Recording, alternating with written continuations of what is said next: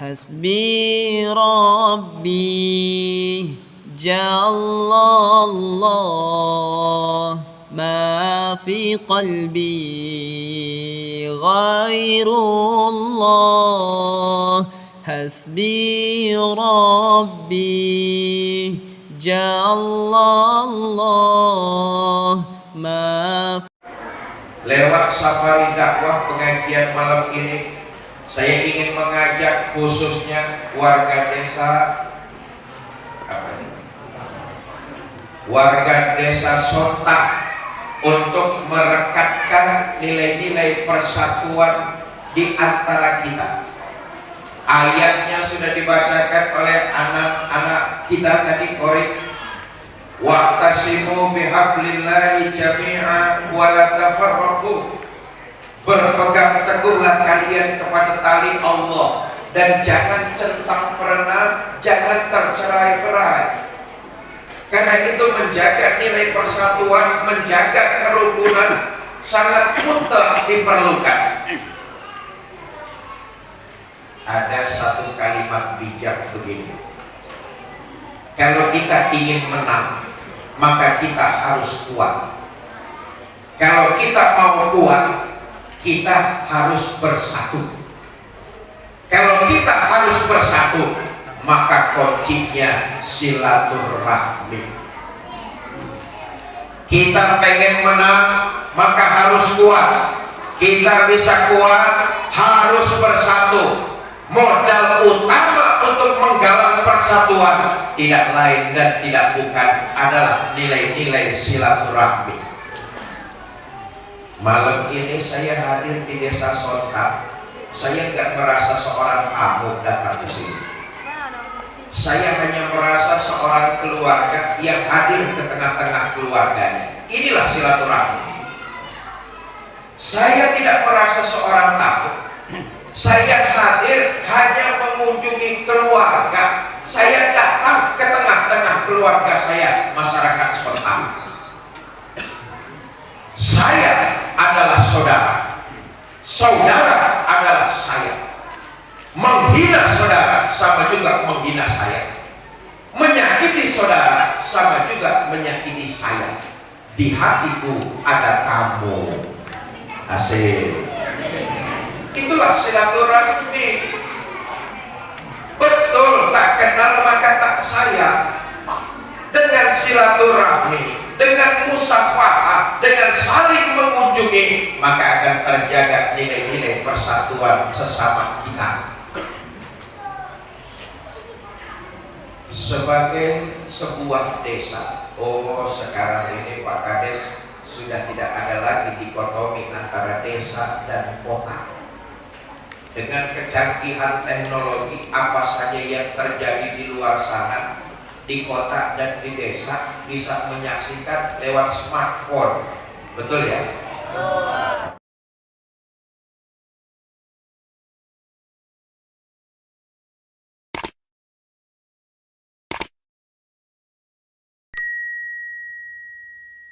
Apalagi anak-anak kita ini paling jago bermain IT. Desa kita tercinta, kalau kita mau silaturahmi, kalau kita mau menjaga persatuan, kalau kita mau menjaga nilai-nilai kebersamaan, masalah apapun yang besar terjadi di desa kita, insya Allah pasti akan ada jalan keluarnya. Kuncinya kita rukun menjaga persatuan. Tapi kalau masing-masing warga desa centang perenang, tidak mau tahu, tercerai-berai, jangankan masalah yang besar, masalah yang kecil pun akan jadi besar. Kenapa? Menghadapinya sendiri-sendiri. Jelas? Jelas? Maka kalau kita ingin kuat, tentu harus menjaga persatuan. Kalau kita mau tetap bersatu, hidupkan budaya silaturahmi. Saudara, saya ingin menyampaikan satu riwayat betapa azabnya sangat pedih. Orang yang memutus silaturahmi tidak mau tahu dengan urusan orang lain. Dahulu ada orang kaya ingin pergi haji. Saking banyak harta kekayaannya, orang tersebut bingung mau dititipkan sama siapa. Cari-cari di desanya orang yang bisa dititipkan uang. Ketemu, namanya Fulan. Fulan ini orangnya rajin ibadah, sholat berjamaah nggak ketinggalan, puasa doyan, ngaji seneng, sama tuan guru sama ulama dekat. Fulan ini orangnya jujur, amanah, nggak pernah khianat. Jadilah orang kayak ini menitipkan hartanya. Fulan, saya mau pergi haji. Nanti selesai saya haji, saya kembali, saya ambil uang saya ya. Kata Fulan, Pak, silakan Bapak pergi haji. Nanti pulang haji, ambil uang Bapak, insya Allah gak akan kurang sepeser pun, tidak akan kurang 1 rupiah pun. Berangkatlah orang kaya ini menunaikan haji. Selesai haji, kembali dia ke desanya, langsung menuju ke rumah Fulan. Ketuk-ketuk pintu, Assalamualaikum, Assalamualaikum, Assalamualaikum, sampai 3 kali memberi salam. Rumah Fulan tidak ada yang membukakan pintu. Tetangga sebelah rumahnya nanya, Pak, Bapak cari siapa? Saya cari Fulan. Oh maaf Pak, Fulan baru beberapa hari yang lalu meninggal dunia. Tetangganya malah yang memberitahu, Fulan baru 3 hari lalu meninggal dunia Pak. Kata orang kaya ini, wah kok saya nggak tahu beritanya ya. Beginilah, Fulan ini punya saudara nggak? Saya nggak tahu Pak, saya cuma tetangganya saja. Adapun Fulan punya saudara apa enggak, saya nggak tahu. Ya sudah, kamu sebagai tetangga tahu nggak di mana tempat Fulan naruh uang saya? Apalagi itu Pak, saya nggak tahu sama sekali. Bingung orang kaya ini, apa jalan keluarnya? Saudara nggak punya, tetangga nggak ada yang tahu Fulan naruh duitnya di mana. Bingung orang kaya ini.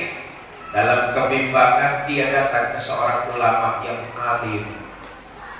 Tuan saya kemarin haji. Sebelum saya berangkat haji, saya titipin uang saya sama Fulan. Begitu saya pulang, saya cari-cari ke rumah Fulan. Tetangganya kasih tahu kalau Fulan sudah meninggal. Nggak ada yang tahu saudaranya Fulan. Lalu juga nggak ada yang tahu Fulan nyimpen duit saya di mana. Jalan keluarnya bagaimana tuan saya? Kata ulama tersebut, Pak, saya mau nanya, almarhum Fulan itu orang yang ibadatan apa tidak? Ibadatan tuan saya.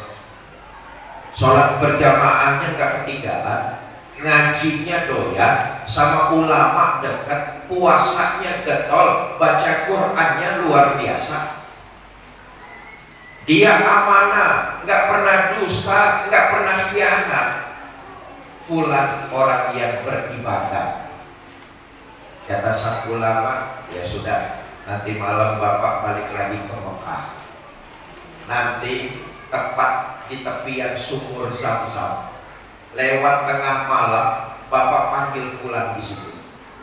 Kalau memang Fulan orangnya ahli ibadah, insya Allah di alam kuburnya mendapat nikmat, maka akan ada sautan dari sumur air Zam-Zam. Orang kaya ini kan pengen uangnya kembali, berangkat balik ke Mekah. Tepat tengah malam di tepian sumur Zam-Zam, orang kaya ini teriak, Fulan, Fulan, Fulan, sampai 3 kali manggil dari dalam sumur Zam-Zam, tidak terdengar sautan. Gontai orang kaya ini, waduh, nggak ada yang nyautin dari dalam sumur Zam-Zam, bagaimana urusannya ini? Pagi-pagi kembali lapor, Tuan saya, semalam saya panggil fulan di tepian sumur Zam-Zam sampai 3 kali, nggak ada suara dari dalam sumur. Bagaimana ini Tuan saya? Kata ulama tersebut, wah, jangan-jangan si fulan ini sedang mendapat siksa kubur. Sudahlah Pak, di daerah Yaman itu ada sumur bernama Burnut. Di daerah Yaman itu ada sumur bernama Burnut. Bapak datang ke sana. Tepat tengah malam Bapak panggil di tepian sumur Burnut si fulan tersebut. Berangkat lagi orang kaya ke Yaman. Tengah malam di tepian sumur Burnut, orang kaya tersebut teriak, "Fulan, oi, ada yang nyautin." Baru sekali manggil sudah ada yang nyautin dari dalam sumur. Terkejutlah orang kaya ini, "Ya Allah, fulan, waktu hidup di dunia kan kamu orangnya rajin ibadah, sholat berjamaah kau tak tertinggal, dengan ulama kau dekat, puasa kau mau, kau dikenal di dunia orang yang jujur, tidak pernah dusta, tidak pernah khianat. Tapi kenapa kau sedang mengalami azab kubur, fulan?" Kata si fulan, "Pak, betul, waktu di dunia masyarakat mengenal saya sebagai ahli ibadah. Betul, waktu hidup di dunia saya jujur, nggak pernah khianat, nggak pernah dusta, selalu menjaga amanah. Tapi ketahuilah Pak, ada satu persoalan yang belum saya selesaikan. Maka wasilah Bapak datang ke sini, saya minta tolong carikan saudara saya, temui dia dan sampaikan salam dari saya. Saya mohon dihalalkan, dimaafkan atas segala dosa dan kesalahan saya." Terkejut orang kaya. "Loh, kamu masih punya saudara?" "Punya Pak." "Di mana saudara kamu?" "Desa Sontak." "Ya udah, Sherlock aja, Sherlock." Ya di kitabnya nggak ada Sherlock, waktu itu belum ditemukan. Kata orang kaya, "Alamatnya di mana? Nanti akan saya jumpai teman saudara kamu itu. Saya akan sampaikan permintaan maaf dari kamu. Berikan saya alamatnya." Diberikan alamat tersebut oleh fulan. Kata fulan, "Pak, saya minta tolong temui saudara saya tersebut, sampaikan permohonan maaf saya." Kata orang kaya, "Baiklah fulan, insya Allah aku cari saudara kau. Cuma ngomong-ngomong fulan, uang saya kau simpan di mana?" Uang juga urusannya. "Oh, uang Bapak saya taruh di dapur, Bapak carilah, dibawakan ada di situ." Pulanglah orang kaya ini langsung ke rumah fulan. Dicari, dibawakan, dihitung tumpukan uang itu, tak ada yang kurang sepeser pun. Fulan memang orang yang amanah, nggak pernah dusta. Seketika dia ingat janjinya untuk menemui saudaranya fulan, berbekal alamat yang dia pegang. Orang kaya cari alamat saudaranya fulan. Berjumpalah dia, ketok pintu rumah saudaranya fulan. "Assalamualaikum." "Waalaikumsalam." "Pak, Bapak saudaranya fulan ya?" "Betul, saya saudaranya fulan. Fulan itu kan sudah beberapa hari lalu meninggal dunia." Kata orang kaya, "Saya juga tahu. Karena itulah saya datang ke sini. Sebab saudara kamu yang namanya fulan itu sekarang sedang disiksa di alam kuburnya." Mendengar saudaranya sedang disiksa di alam kubur, hati orang tersebut tersentuh. Tanpa terasa air matanya meleleh di pipi. Orang kaya ini makin penasaran, apa yang menyebabkan si fulan tersiksa di alam kuburnya, mendapatkan azab di alam kuburnya. Orang kaya ini bertanya, Pak, kalian kan waktu hidup di alam dunia sebagai bersaudara. Fulan itu menitipkan pesan kepada saya supaya kesalahan yang pernah dibuat oleh Fulan dia minta dimaafkan. Sebenarnya kesalahan apa yang dilakukan Fulan kepada Bapak? Ceritalah saudara ini, Pak, betul waktu hidup di dunia kami ini bersaudara, tapi Fulan memutus silaturahminya kepada saya. Saya datang menjumpainya, tak dibukain pintu di rumahnya. Saya kirimin makanan saya dibuang di tengah jalan. Bertemu di mana-mana, Fulan selalu buang muka kepada saya. Saya ajak salaman pun tak mau dia. Sampai puncaknya, Fulan mengumumkan di mana tempat dia memutus silaturahminya kepada saya. Dia tidak mengakuinya saya sebagai saudaranya. Orang kaya ini makin tercengang. Kata orang kaya, loh sampai segitunya, memang gara-garanya apa? Gara-garanya selingan, Pak. Cuma gara-gara beda pilihan bupati. Nah, awas, hati-hati. Cuma beda gara-gara beda pilihan, beda organisasi, beda pemilu, beda partai. Bodoh kalau sampai menyebabkan itu semua musuhan abadi, menyebabkan silaturahmi terputus. Azabnya sungguh sangat pedih. Karena itu Bapak Ibu, saudara-saudara kaum muslimin, apa yang terjadi? Saudaranya Fulan ini kemudian berkata kepada orang kaya tersebut, Pak, mulai saat ini saksikanlah apapun yang dilakukan oleh saudara saya si Fulan, saya maafkan.